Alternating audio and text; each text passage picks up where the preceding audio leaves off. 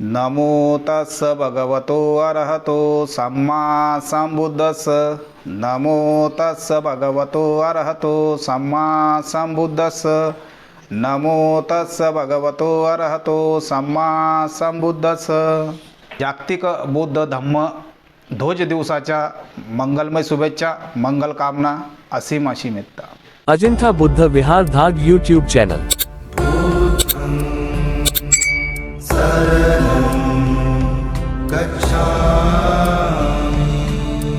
सर्वांना नमो बुद्धाय, जय भीम।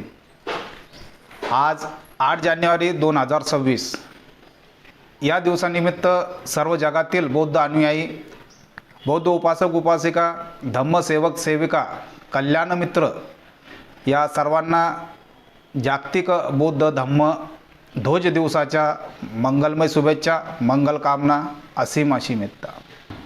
प्रसार करण्यासाठी तथागत भगवान गौतम बुद्ध हे नगर चारिका केली आणि धम्माचा प्रचार प्रसार केला। त्यानंतर सम्राट अशोकांनी प्रचार प्रसार केला। तद्वत विश्वरत्न डॉक्टर बाबासाहेब आंबेडकरांनी धम्माचा प्रचार प्रसार केला।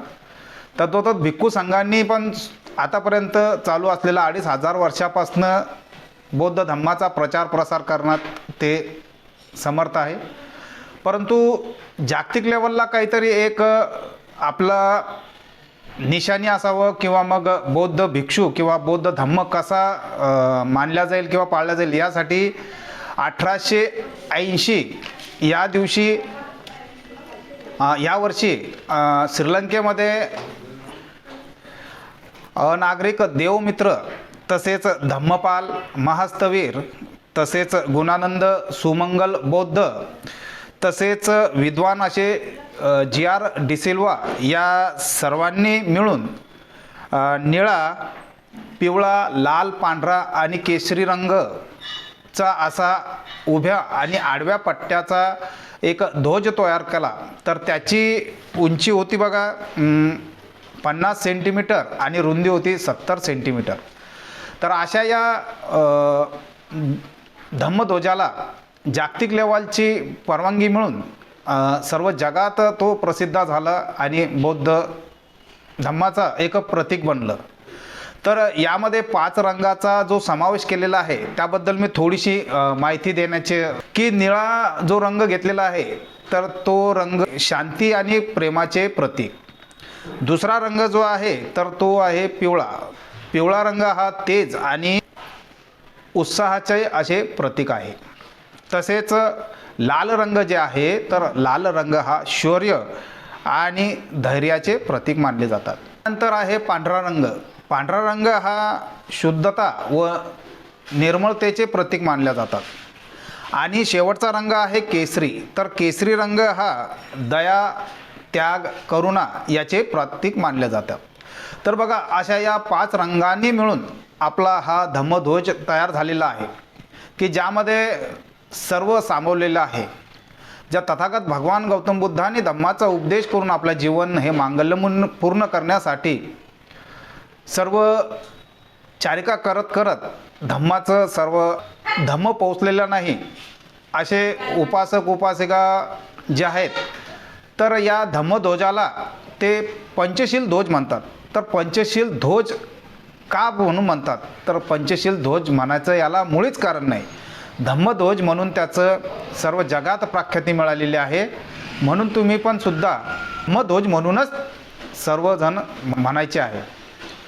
काही तर पंचशील ध्वज म्हणतातच, परंतु पंचशील ध्वज म्हणायचं त्याला मुळीच काही असं कारण नाही की ज्यामुळे पंचशील म्हणजे हे भगवान बुद्धांनी दिलेल्या 5 शिला आणि ध्वज हा वेगळा, याच्यात जमीन आसमानचा फरक आहे। म्हणजेच पंचशील ज्या भगवान बुद्धांनी दिलेल्या आहेत की जसं वा पानादिपाता वेरमणी शिक्कापदम समाधियामी, अदिन्नदाना वेरमणी शिक्कापदम समाधियामी, कामी सुमिच्छाचारा वेरमणी शिक्कापदम समाधियामी, मूसावादा वेरमणी शिक्कापदम समाधियामी आणि सुरामेरय मज्जपमाद ठाणा वेरमणी शिक्कापदम समाधियामी। अशा ह्या शिला भगवंतांनी आपल्या जीवनाला कलाटणी देण्यासाठी ह्या शिला दिलेल्या आहे। आणि ध्वज ध्वज म्हणजे हे जे 5 रंग आहे, या 5 रंगाचं जे प्रतीक मी किंवा त्यावेळेचे जे तत्वज्ञान जे लोक जे विद्वान असे भिक्खू होते त्यांनी हे रंग निवडून हा ध्वज तयार केलेला आहे. म्हणजे याचं प्रतीक वेगळं असं उद्भवते आहे आणि याच्यामधलं जे प्रतीक आहे जे याच्या या रंगावर प्रभाव आहे तर त्या प्रभावाशी आपण ते मानलं पाहिजे. पंचशील म्हणाचं याला कुठंच कारण नाही. ध्वज हा वेगळा आहे आणि पंचशील हा वेगळा आहे. तर याला पाली भाषामध्ये सुद्धा एक नाव आहे या ध्वजाला, त्याला षड रोशनी ध्वज, ज्याला पाली भाषामध्ये षड रोशनी ध्वज असे म्हणतात आणि धम्मध्वज सुद्धा असे म्हणतात.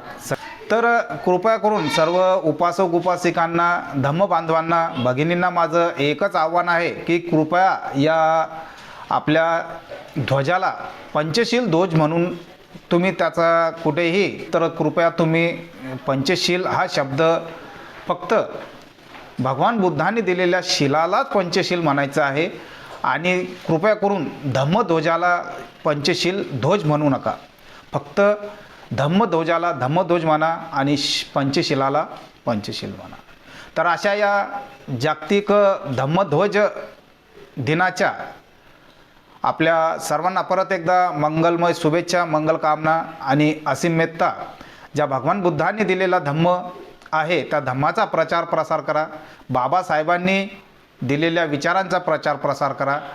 आणि आज सायंकाळी आम्ही आमच्या अजिंठा बुद्ध विहार धाड अंतर्गत जे अभियान राबवलेलं आहे की बुद्ध विहार जोडो अभियान, याचा पहिलं जे विहार आहे हा विहाराचा भाग आणि ते विहार, त्या विहारामध्ये होणाऱ्या सर्व दिनचर्या, तिथले बौद्ध उपासक उपासिका यांच्या प्रतिक्रिया, त्यांच्या मनोगत हे आपल्याला आज सायंकाळच्या व्हिडिओला बघायला मिळणार आहे. तरी आपण सर्वांनी ज्यांनी या चॅनलला नवीन असाल त्या कृपया करून ठेवा आणि आमचे जुने या चॅनलचे प्रेक्षक असाल त्यांनी शेअर करा, लाईक करा आणि कमेंट करा. नमो बुद्धाय, जय भीम, जय संविधान. अजिंठा बुद्ध विहार धाग यूट्यूब चॅनल.